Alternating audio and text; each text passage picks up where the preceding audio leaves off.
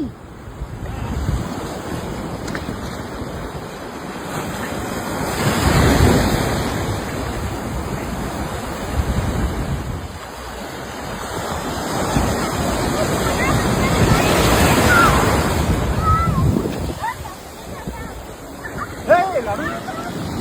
তো গাইজ এখন হৈ গ'ল অঞ্জনা বিচ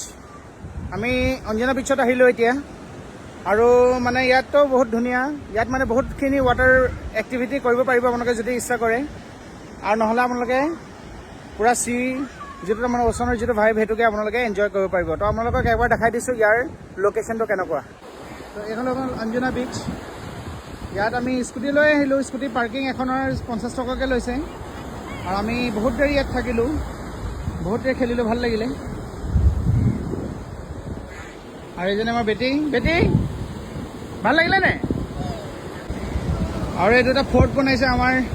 তাফিম বেটা কি হয় এইকেইটা নাম কি হয় কাৰেংঘৰ আৰু ৰংঘৰ বেটি হা